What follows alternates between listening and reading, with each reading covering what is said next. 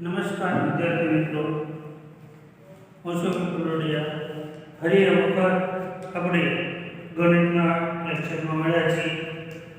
વિદ્યાર્થી મિત્રો, વિડીયો સંપૂર્ણ જુઓ, લાઈક કરો, સબસ્ક્રાઇબ કરો અને શેર કરો.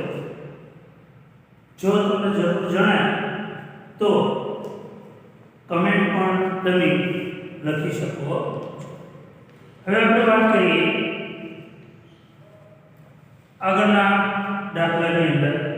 એક રાષ્ટ્રીય રમતગમત છે અને આ રમતગમતના દિવસે કુલ 6 વિદ્યાર્થી બહેનોએ ભાગ લીધો છે.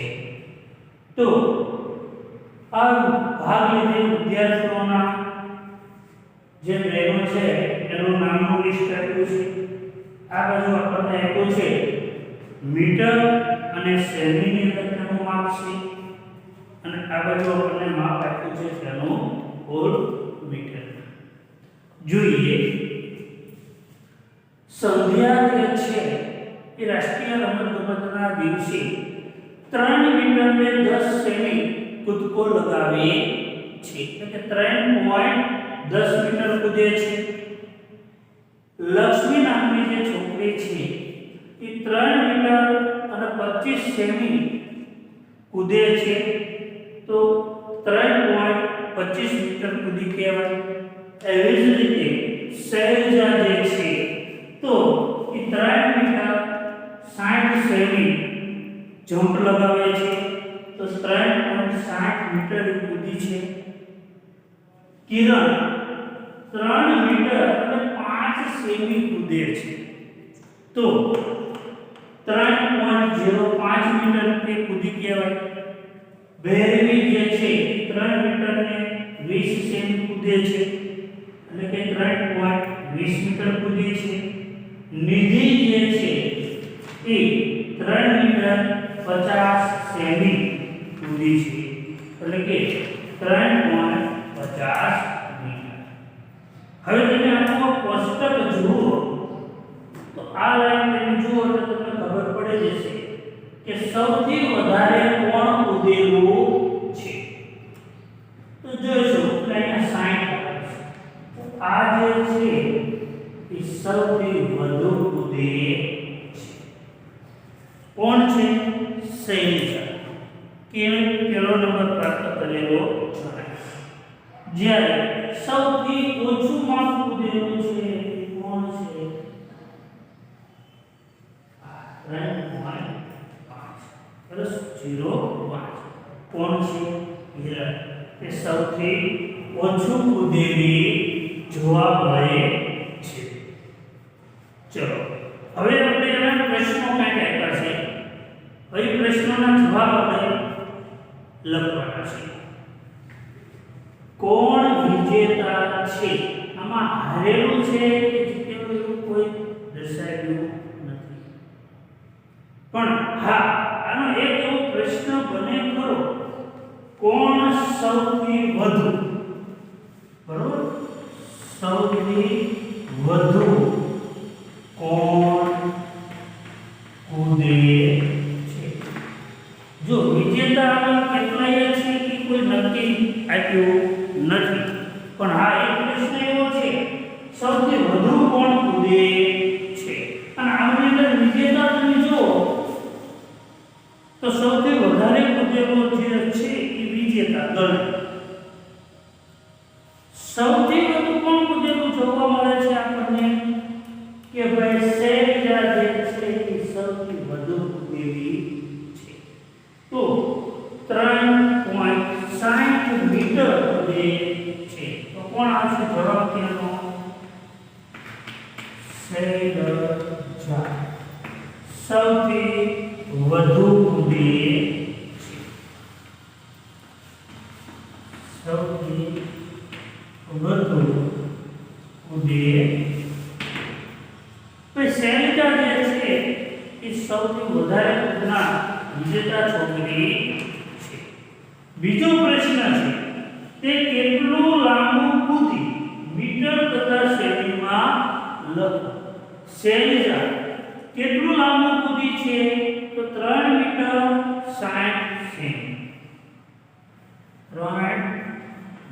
60 સેમી એટલે કે 3.60 મીટર. આપણે બંને જવાબ લઈએ. શૈલજા જે છે એ 3 મીટર 60 સેમી કૂદે છે અને એને મીટરમાં કહીએ 3.60 મીટર જેટલું અંતર આ શૈલજા કૂદી છે. હવે આગળનો પ્રશ્ન જોઈએ કે છોકરીઓમાં સૌથી લાંબી કૂદ અને સૌથી ટૂંકો કૂદ કોણે લગાવ્યો છે, કેટલો, અને બંને વચ્ચેનો તફાવત કેટલો છે? કૂદે અને સૌથી ટૂંકું કૂદે તેનો તફાવત શું છે? સૌથી લાંબી કૂદ કેટલી છે? 3.60 મીટર. શું છે સૌથી લાંબી કૂદ? સૌથી લાંબી કૂદે અને સૌથી ટૂંકું કૂદેલું માપ કેટલું છે? 3.05 મીટર. શું છે ટૂંકું કૂદે? આ બેમાં શું છે? સૌથી લાંબુ કૂદે અને સૌથી ટૂંકું કૂદે. બંને વચ્ચેનો આપણે શું જોવાનું છે? તફાવત. અહીંયા શું કરીશું આપણે? 12 શૂન્યમાંથી 5 જશે નહીં તો આપણે 10 પર લેવો પડશે. 6 ઉપર અહીંયા વધશે 5, અહીંયા 10. 10 માંથી 5 ને બાદ કરી તો વધશે અહીંયા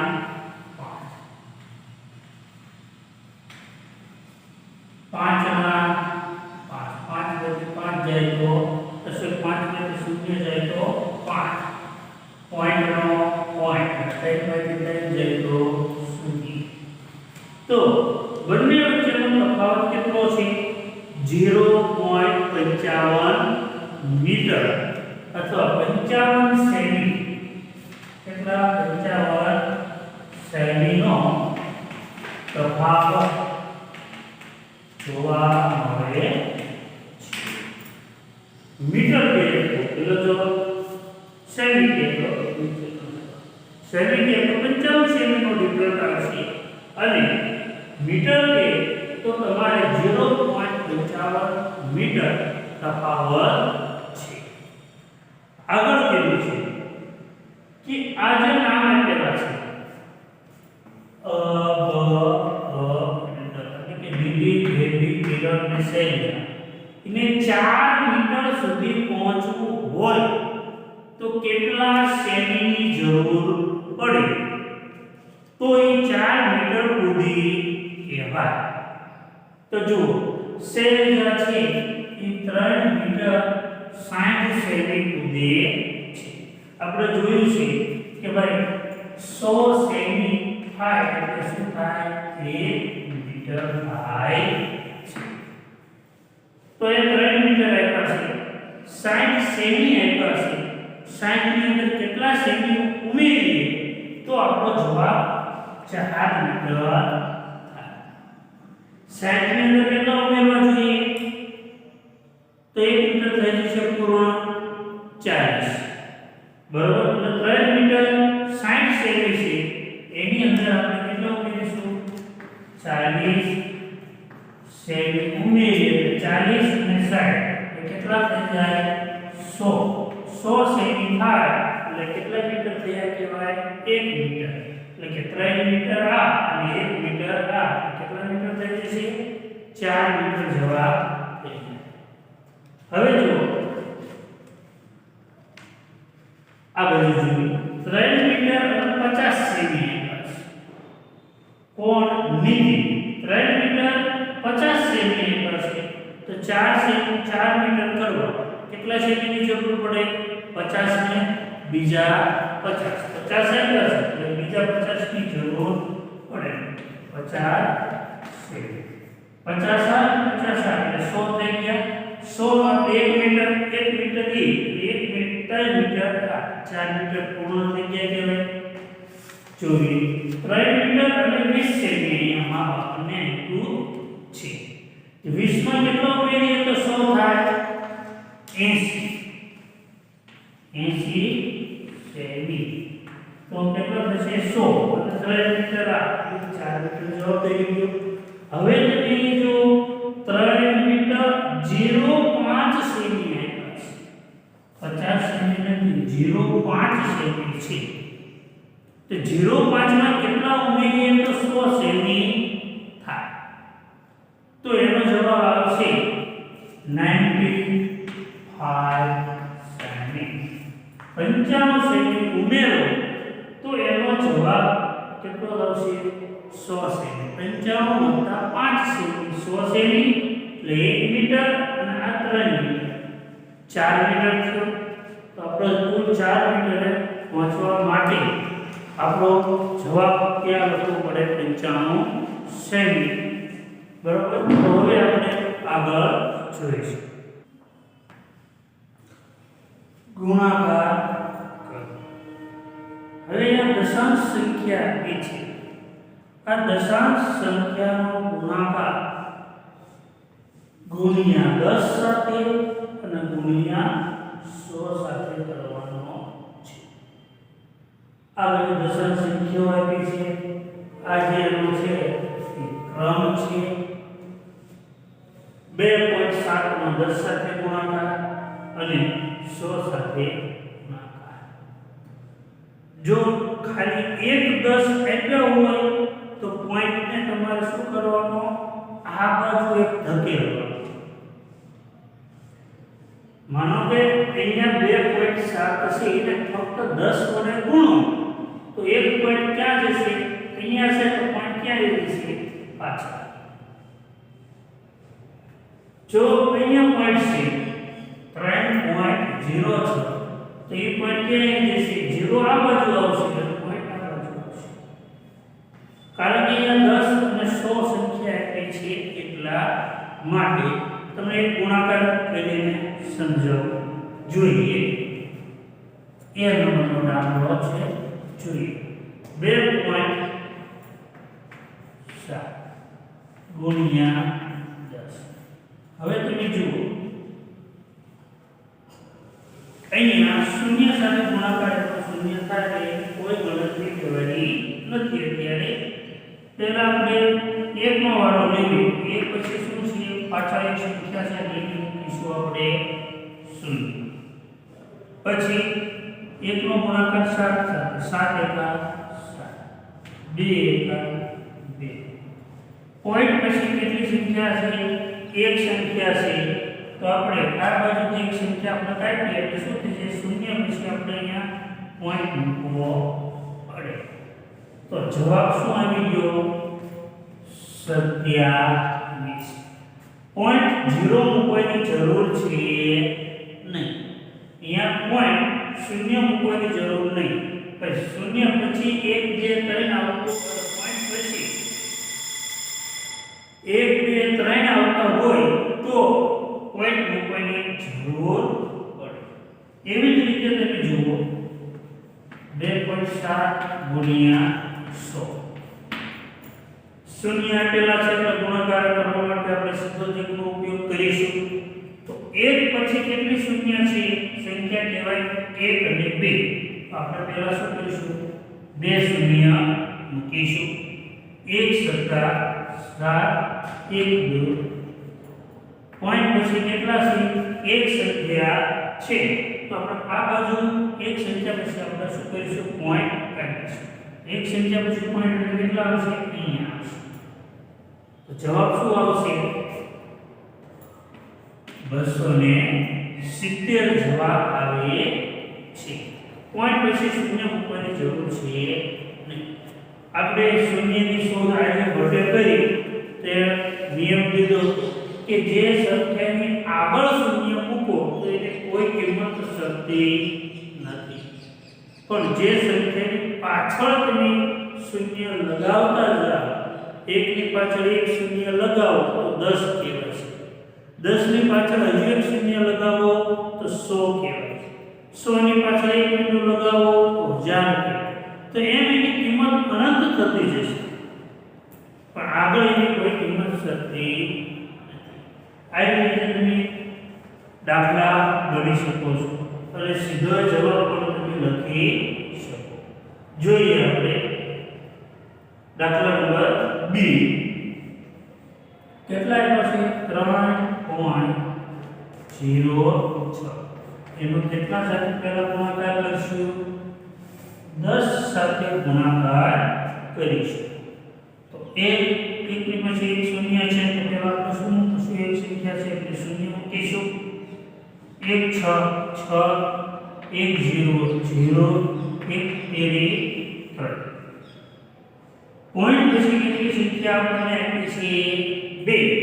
1 અને 2. તો આ બાજુથી કેટલી સંખ્યા પોઈન્ટ કાપીશું? 2. 1 અને 2. તો પોઈન્ટ ક્યાં આવશે? 30.60. આપણો જવાબ શું આવ્યો? 30.60. એનો 100 સાથે ગુણાકાર કરીએ તો 3.06 ગુણ્યા 100. એક પછી કેટલા સંખ્યા છે? 2. 1 અને 2. બીજા કેટલી છે? 1 6 6 1 0 0 1 3 3. પોઈન્ટ પછી કેટલી સંખ્યા છે? 2. તો આ બાજુથી 1 અને 2 સંખ્યા પછી આપણે લખીશું દશાંશ ચિહ્ન. તો આપણો જવાબ આવશે 306. હવે તમે જુઓ 10 સાથે ગુણાકાર છે તો એક પોઈન્ટ આ બાજુ લેવો છે. અહીંયા જુઓ કેવા છે? 3 પછી પોઈન્ટ છે તો 10 સાથે ગુણાકાર કર્યો તો પોઈન્ટ ક્યાં આવી ગયો? 0 ની 0 અને 0 ની વચ્ચે. એવી જ રીતે અહીંયા પણ તમે એવી જ રીતે ગુણાકાર કરો તો તમારે જવાબ આ પ્રમાણે આવતો જાય છે. જોઈએ જો આપણે C નંબરનો દાખલો 0.519 ગુણ્યા 10. 0.519 ગુણ્યા 10. જુઓ પહેલા નિયમ પ્રમાણે જે બે સંખ્યા છે એટલે એક શૂન્ય મૂકી દઈશું. 1 નવા 9 1 એકા 1 1 પંચા 5. હવે તમે જુઓ પોઈન્ટ પછી કેટલી સંખ્યા છે? 1 2 ને 3 સંખ્યા છે તો આપણે આ બાજુથી 3 સંખ્યા પર પોઈન્ટ આપી 1 2 ને 3. તો શું આવી ગયો જવાબ? 5.190. 5.190. એનો 100 વડે ગુણાકાર કરીએ 0.519 ગુણ્યા 100. નીચે 3 સંખ્યા છે 2 અહીંયા આપ્યા છે તો શું કરીશું? આપણે પહેલા 2 બીજા મૂકી દઈશું. હવે 1 નવા 9 1 એકા 1 1 પંચા 5. શૂન્યનો કોઈ સંબંધ છે નહીં. પોઈન્ટ પછી 3 સંખ્યા 1 2 ને 3 તો આપણે આ બધી કે શું કરીશું? 1 2 ને 3 સંખ્યા પછી આપણે શું મૂકીશું? પોઈન્ટ મૂકીશું. તો આપણો જવાબ આવશે 51.900 અથવા 9 લખો તો પણ ચાલે. તો આપણે હવે આગળનો દાખલો ગણીશું. એવી જ રીતે આપણે ડી નંબરનો દાખલો ગણીશું. 18.25 ગુણ્યા કેટલા વડે ગણીશું? 10 વડે. તો જોઈએ બે સંખ્યા છે તો પહેલા 100 મૂકીશું. 0 1 પંચા 5 1 2 2 1 અઠા 8 1 એકા. પોઈન્ટ પછી કેટલી સંખ્યા? બે સંખ્યા. તો આપણે આ બાજુથી બે સંખ્યા કાપી 1 અને 2. પોઈન્ટ અહીંયા મૂકી દઈશું આપણે. તો કેટલો જવાબ આવશે? 182.50. એવી જ રીતે આપણે 18.25 છે એને આપણે 100 વડે ગુણીશું. જોઈએ નીચે ત્રણ સંખ્યા છે 1 અને 2, તો આપણે પહેલા શું કરીશું? 2 શૂન્ય મૂકીશું. 1 પંચા 5, 1 દુ 1 વત્તા 8, 1 વત્તા 1. બે સંખ્યા પછી આપણે પાછા પોઈન્ટ કાપવો પડે. અહીંયા બે સંખ્યા પછી પોઈન્ટ છે, 1 અને 2 સંખ્યા પછી આપણે પોઈન્ટ કાપીશું. તો આપણો જવાબ શું આવશે? 18,205. તો વિદ્યાર્થી મિત્રો આ જે દાખલો છે બરોબર, એ તમારે હોમવર્કમાં એવી રીતે ગણીશું. હું પણ અહીંયા તમને સીધો જ જવાબ મૂકી આપું છું, પણ તમારે દાખલો ગણવાનો છે. તો જો અહીંયા 3 પછી અહીંયા એક પોઈન્ટ છે, પછી 0 0 7 આપ્યા છે, તો એનો 10 વડે ગુણાકાર કરીશ તો જવાબ શું આવશે? 3 0 પછી એક પોઈન્ટ પાછા 0 7. કારણ કે એક 10 છે તો એક પોઈન્ટ આ બાજુ ખસેડવાનો છે. એવી જ રીતે જો અહીંયા 2 મીટર એટલે કે 100 આપ્યા છે, 2 શૂન્ય છે, તો આપણે 2 પોઈન્ટ આ બાજુ ખસેડીશું તો જવાબ શું આવશે? 3 પછી 0 0 7. પોઈન્ટ ક્યાં આવશે? અહીંયા. બરોબર, આ દાખલો તમે એવી રીતે જાતે ગણી શકો છો. તો વિદ્યાર્થી મિત્રો આપણે અહીંયા આ પ્રકરણ સમાપ્ત કરીએ છીએ. હવે ફરી મળીશું આપણે નવા જ પ્રકરણ સાથે, નવા જ વિડિયો સાથે અને નવા જ દાખલા આપણે ગણીશું.